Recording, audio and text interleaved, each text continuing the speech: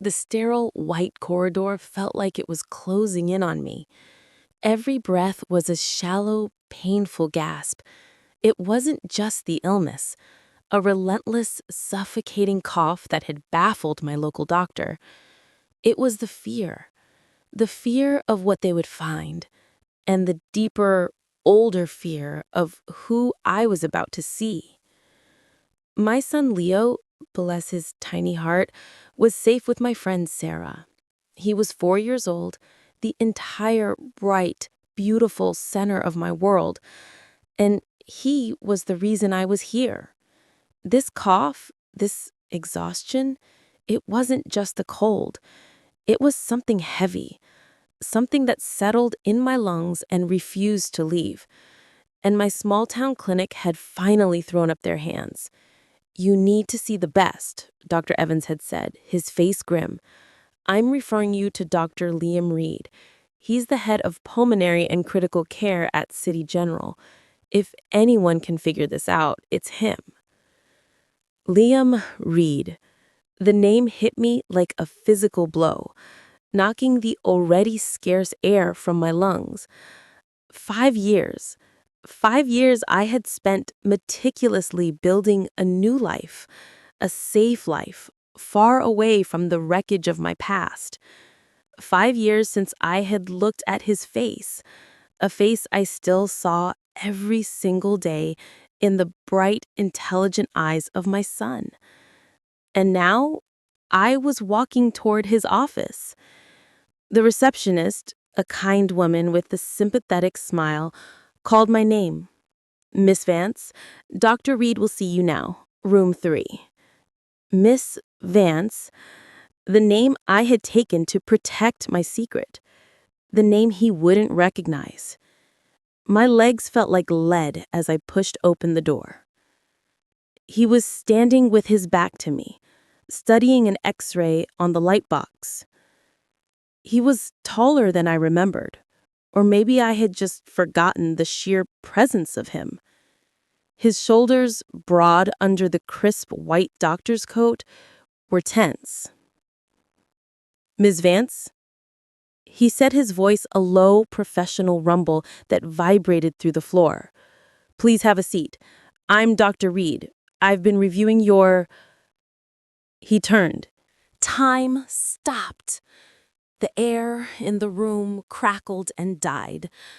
I saw his eyes, those same piercing, intelligent eyes, the color of a stormy sea, widen in shock.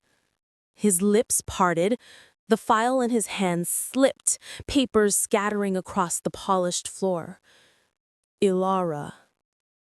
He whispered my name, not Miss Vance, my name. The name he used to whisper against my skin in the dead of night. I couldn't speak. I just clutched the strap of my purse, my knuckles white.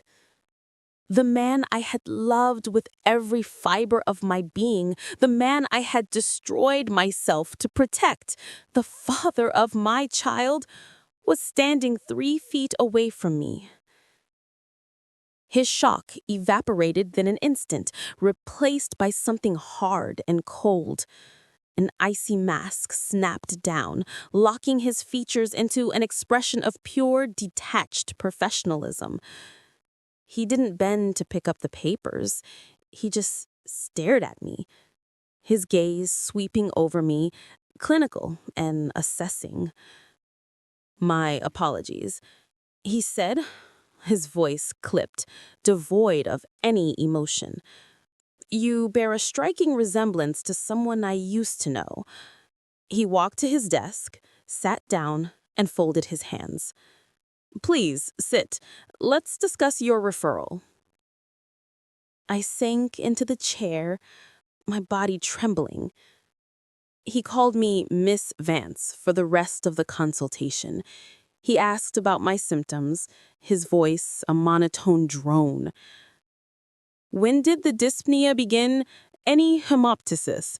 Family history of respiratory illness?" I tried to answer, but my throat was tight. My mind wasn't on my lungs. It was on the past. It was on a park bench 5 years ago, the autumn air crisp with the smell of falling leaves. "I'm going to marry you, Elara Hill," Liam had said, his laugh warm as he tucked a stray piece of hair behind my ear. We were 24, invincible, and so deeply in love it felt like its own gravitational pull. He was in his final, grueling year of medical school, and I was a fledgling graphic designer. Life was a chaotic, beautiful mess of shared takeout, late-night study sessions, and stolen kisses in the hospital call room. "You have to pass your boards first, Dr. Reed," I teased, leaning my head on his shoulder. "A minor detail," he'd murmured, kissing my temple. "You and me, Elara. That's the plan." That was the plan. Until 2 weeks later. 2 weeks after that perfect day, two things happened. First, a positive pregnancy test. The two pink lines both terrifying and thrilling. I was going to have Liam's baby. The second was the phone call. A summons to a downtown lounge, the kind with dark wood and expensive silent carpets. A woman was waiting for me. She was perfectly dressed, her pearls glowing against her cashmere sweater. She was Liam's lover. A woman he hadn't spoken to in years. A woman who represented the cold, old money world he had fought so hard to escape. "Miss Hale," she said, her voice as smooth and cold as marble. She didn't offer me a drink. "I understand you've become an attachment, a distraction for my son." I bristled. "Liam and I love each other." She smiled, a thin reptilian gesture. "Love. How quaint. Liam is on the cusp of an incredible career. He has matched into the most competitive residency in the country. He has a fellowship lined up. He is brilliant. And you," she looked at me, her eyes dismissive, "are a liability." "I don't understand." "My son has worked his entire life to get out from under his father's shadow, to build something of his own. He doesn't need a complication, a child, for instance." My blood ran cold. How could she know? I hadn't even told Liam. Was I that transparent? "Don't look so surprised," she sneered. "I've had you looked into. I know you're late. I know you've been unwell in the mornings. It's a simple biological trap. And frankly, I'm disappointed. I thought you were more original." "You're wrong," I whispered, my hand instinctively going to my stomach. "Am I?" She leaned in. "Let me be perfectly clear. If you trap my son with this child, I will make one phone call, a concerned call to the Board of Medicine, a hint about his past struggles with anxiety, the pressure he's under, a suggestion that perhaps he's not stable enough for the high-stakes world of critical care. I will pull every string my family has, and I will destroy the career he has bled for. He will be ruined, all because you were selfish." I stared at her, the enormity of her threat crushing me. She meant it. I saw that in her cold, merciless eyes. She would burn his entire life to the ground just to prove a point. "Or," she continued, setting back, "you leave. You disappear. You let him fulfill his destiny. He'll be hurt, of course, but he'll recover. He'll become the brilliant doctor he was meant to be. The choice is yours, my dear. His future or your fleeting happiness." I knew what I had to do. It wasn't even a choice. I loved him too much to be the anchor that dragged him down. That night, I packed a single bag, I left a note on the kitchen counter of our tiny apartment. A cold, brutal note. Liam, I can't do this anymore. This life, this us, it's not what I want. I don't love you. Please don't look for me. I cried so hard, I threw up in the gas station bathroom 2 towns over. I was a ghost by the time I reached the small coastal town I would eventually call home. I became Miss Vance, and 4 months later, I gave birth to Leo. Alone. Miss Vance? Are you with me? Liam's sharp voice snapped me back to the present. I was in a hospital room. The sterile blue walls felt like a cage. He had admitted me. My tests were inconclusive and my oxygen saturation was concerning. Yes, doctor, I'm sorry. I'm tired. Of course. He made a note on his chart. He was all business. I've ordered a full panel, including a high-resolution CT and a bronchoscopy for tomorrow morning. We'll get to the bottom of this. A nurse will be in shortly to get you settled. He turned to leave. He paused at the door, his hand on the handle. For a fraction of a second, I thought I saw the mask slip. I thought I saw the Liam I knew, the man who was hurting. It was a long time ago, he said, his back to me. And then he was gone. I spent the rest of the day in a haze of nurses, IV lines, and breathing treatments. The only thing that kept me sane was the thought of seeing Leo. Sarah was bringing him by after his nap. Around 4 p.m., I heard a commotion outside my door, a high-pitched, familiar giggle. "Mommy, Mommy, I'm here. I brought Mr. Snuffles." The door burst open and a small tornado of black curls and bright blue pajamas launched itself at my bed. "Oh, hi, my baby." I hugged him tight, burying my face in his hair, which smelled like strawberries and sunshine. "Be gentle with Mommy's wires, okay?" "Okay." He scrambled up onto the bed, holding his stuffed bear, Mr. Snuffles. "Are you all better?" "Not yet, sweetie, but the doctor is helping." "Dr. Liam is helping," Leo announced proudly to Sarah, who was leaning against the doorframe, her expression a mix of pity and, "I can't believe this is happening." My heart stopped. "What did you say, Leo?" "Dr. Liam. I met him. He was in the hallway and he looked sad, so I showed him Mr. Snuffles' secret button, and he smiled. He asked my name." I looked at Sarah, panicked. She just shrugged, helpless. "Elara," she whispered.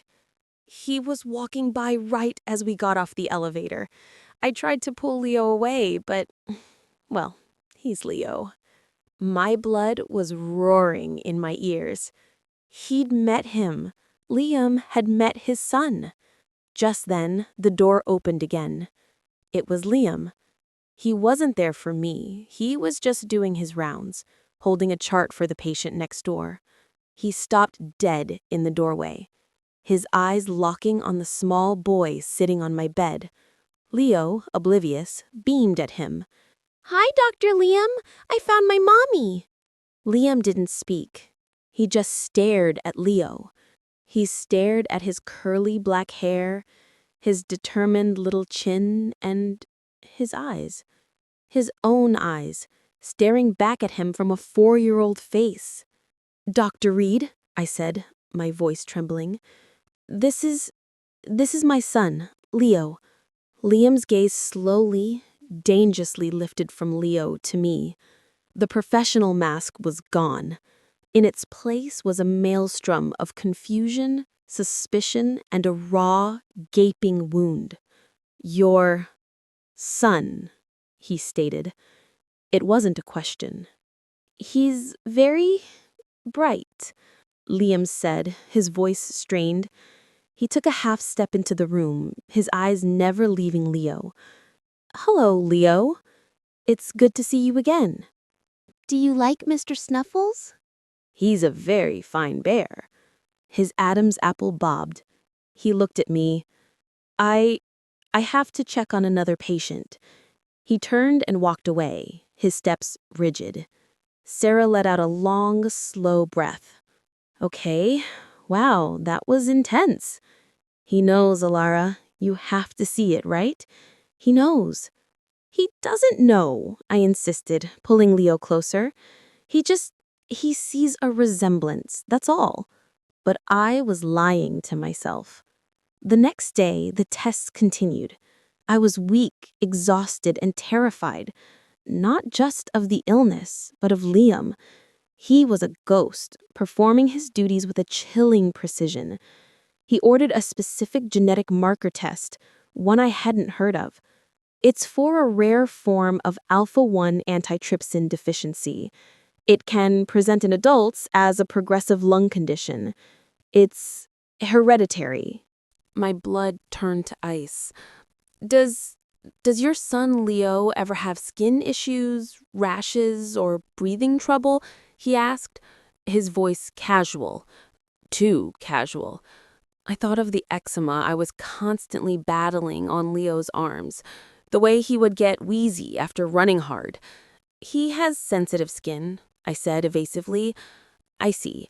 He made another note.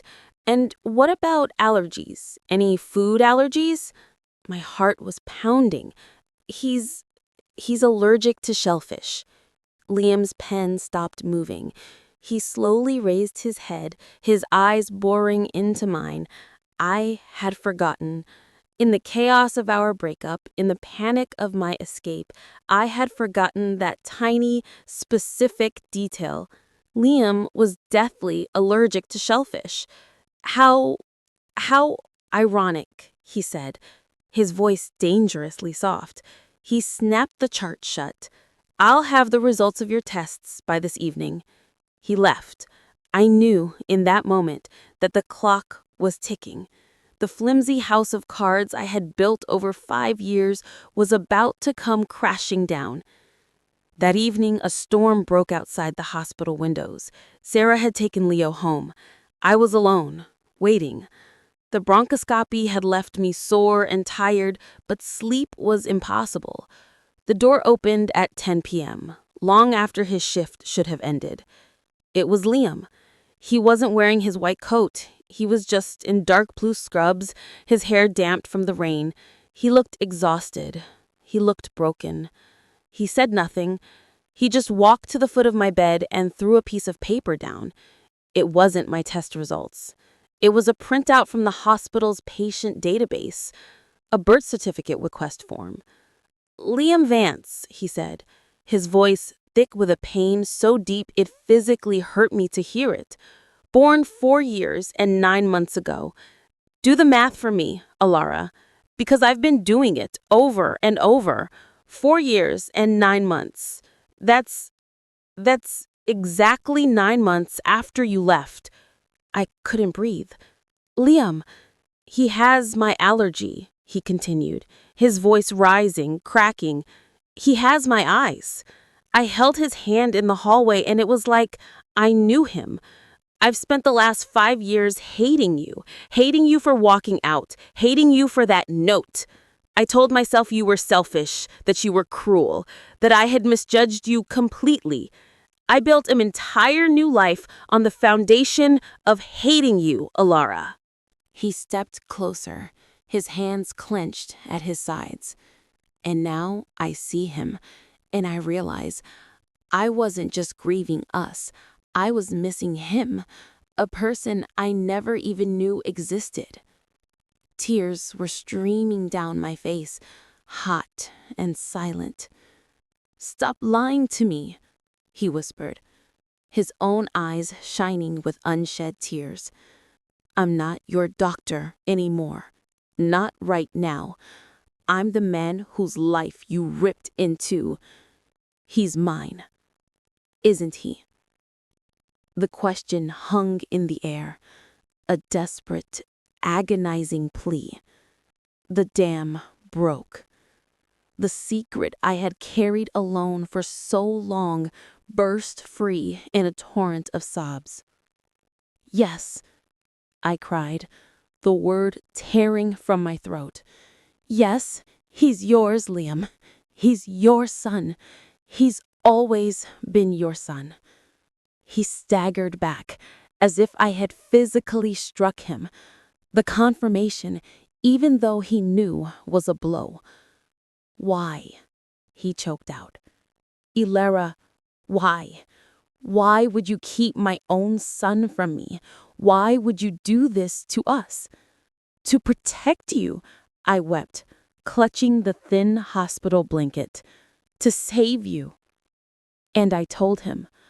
I told him everything about the pregnancy test, about the meeting, about his mother's cold, calculated threat. "She told me she would destroy you.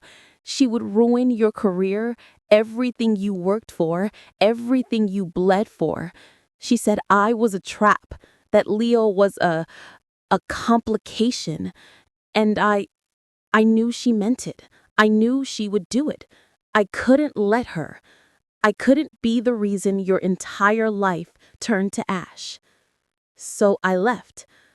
I left, and I took our son with me, and I prayed you would have the life you deserved." Liam was pale, his face a mask of dawning horror. He was shaking his head, not in denial but in disbelief.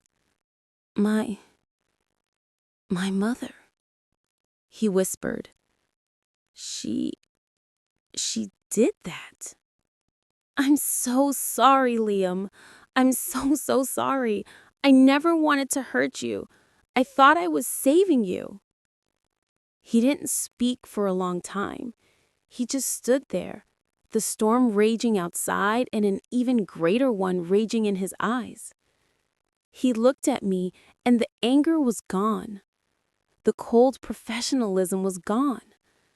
All that was left was 5 years of raw, unbridled pain. And then he moved. He crossed the room in 2 strides and sat on the edge of my bed. He didn't touch me, not yet. "You've been alone," he said, his voice hoarse. "This whole time. You've been raising him, our son, alone." I nodded, unable to speak past the lump in my throat. "And you're sick," he said. His gaze dropped to the IV in my hand. "You're sick, and you were still trying to protect me." He finally looked at me, and his eyes were full of a love so profound, so agonizing that it took my breath away. He gently, tentatively reached out and brushed the tears from my cheek with his thumb. "Elara, the life I deserved was with you. It was always with you. And with him." He leaned in and pressed his forehead against mine. "Elara, the life I deserved was with you. It was always with you. And with him." He leaned in and pressed his forehead against mine. "She took 5 years from us. 5 years I could have known him. 5 years I could have held him. 5 years I could have been with you. I'm sorry," I whispered. "Don't be," he said, pulling back just enough to look at me. "You're not the one who needs to apologize. You did what you thought was right. You protected our son. You protected me, even when it broke you." He finally wrapped his arms around me, pulling me against his chest. I dissolved into him, all the strength I had held on to for 5 years crumbling away. He just held me, his hand stroking my hair, murmuring, "I've got you. I've got you. It's over. I'm here." My test results came back the next morning. It was what he suspected: the genetic condition. It was treatable, manageable, but it was real, and it meant Leo would need to be tested. Liam was there, sitting by my bed when the genetic counselor explained it. He held my hand the entire time. When she left, I looked at him, terrified.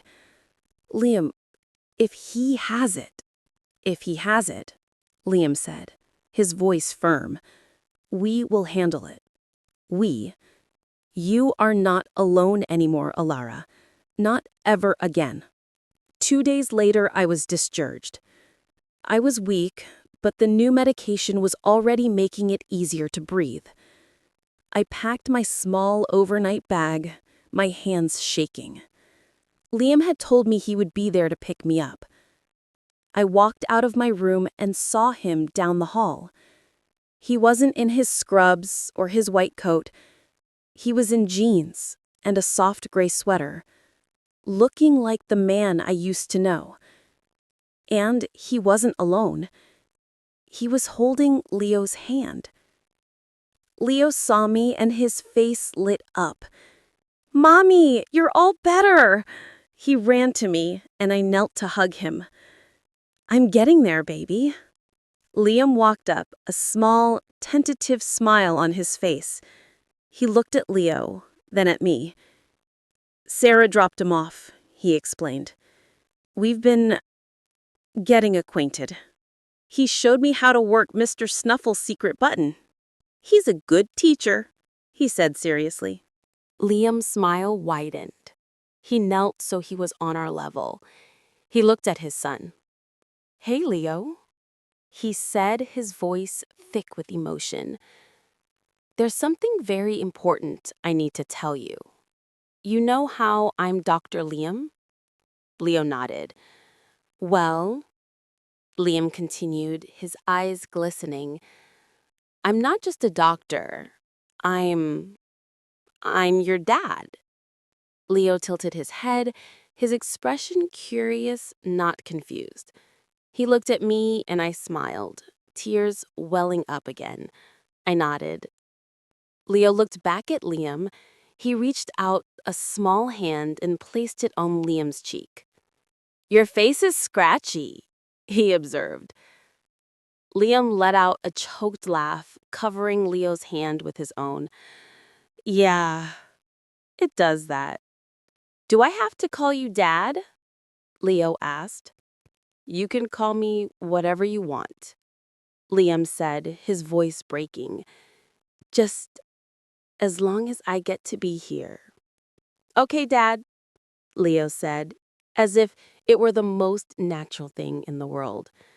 He then launched himself at Liam, wrapping his small arms around his neck. I watched as my son hugged his father for the first time. Liam's eyes met mine over Leo's shoulder, and in that look, 5 years of pain, of loneliness, of secrets, it all washed away. He held his son with one arm and reached out his other hand to me. I took it. His grip was strong and warm. He stood, pulling me up with him, with Leo still perched on his arm. He took my bag from the other hand, and for the first time in 5 years, I didn't have to carry everything by myself. "Let's go home." He didn't say, "I'll take you home." He said, "Let's go home." And as the 3 of us walked out of the hospital, his arm around me, our son held securely between us, I finally, after all this time, knew what it was to breathe again.